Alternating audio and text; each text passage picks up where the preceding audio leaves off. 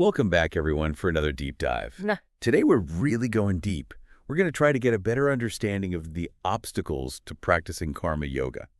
Ah, yes. We're using Gita for Joyful Living as our source material today. Great source. And, I think we often think of obstacles as these external distractions. Right, yeah. But this source material is pointing us in a different direction.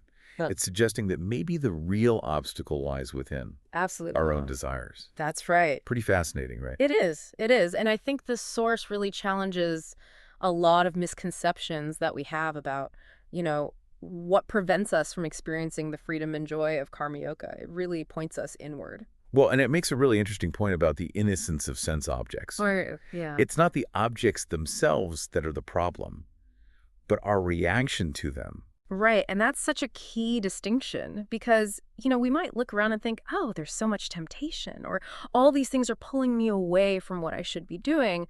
But the source is saying, no. It's not the things themselves. Right, because not everyone's attracted to the same thing. Exactly. And if the things themselves were the problem, then we would all be sort of uniformly attracted to all the same things. So there's something else going on there. And the source is saying, look, the senses, they're meant for enjoyment. Like these objects are meant to bring us pleasure. Yeah, that makes sense. Right. It's part of our human experience to engage with the world through our senses.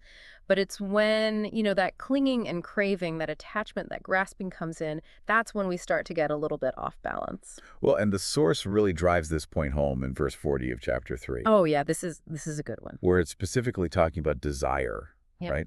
And it says that desire clouds our intelligence, and it leads to delusion. That's right.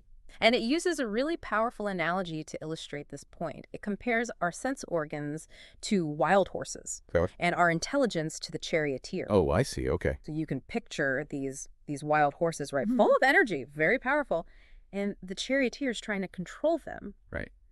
But when desire is fueling those horses, they become uncontrollable. It's nearly impossible for that charioteer to guide them in the right direction. Oh, that's such a striking image. Yeah. But also, it's so relatable. It is, isn't it? We've all experienced that, haven't we?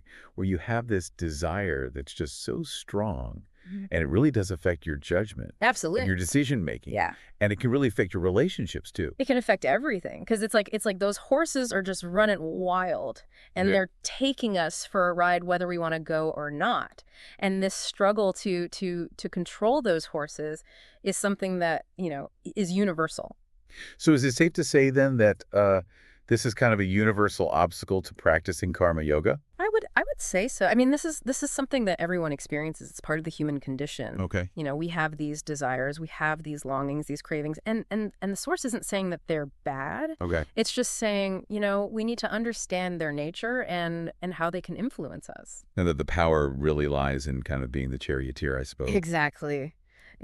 And, and what's really interesting, too, is that the source goes on to say that it's not just the fulfillment of our desires that binds us.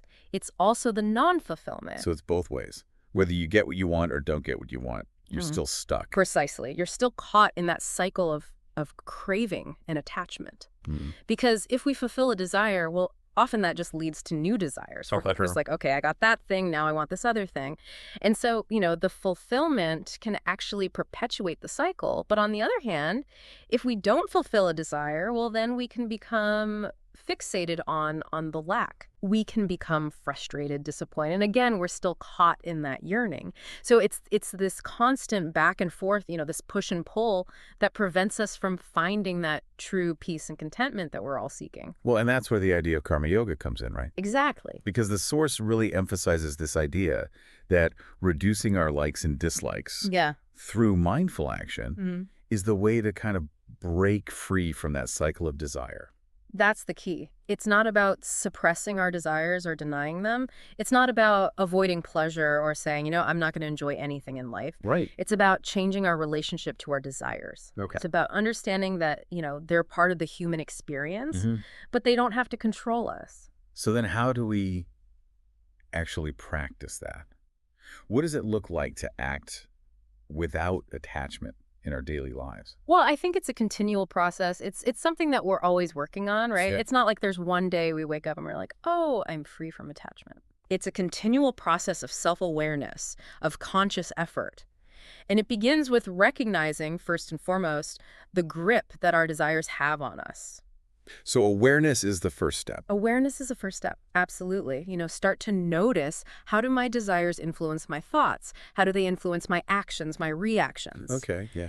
And with that awareness, then you can start to make different choices. I do. You can choose to act from a place of clarity, a place of purpose, rather than just being driven by that relentless push and pull of desire.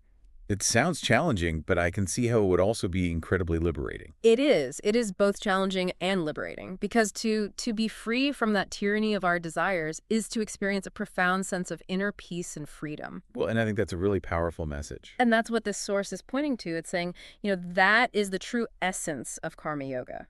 So it seems like the big takeaway here is that the real obstacle to practicing karma yoga isn't the external world. Right. It's our own internal world of desires. Yeah. Exactly. It's not the things out there. Yeah. It's the wanting, the clinging, the craving. And so by becoming more aware of those desires, by understanding their nature, their power, that's where we can begin to cultivate a different way of being. One that's characterized by that freedom, that joy, and that mindful action.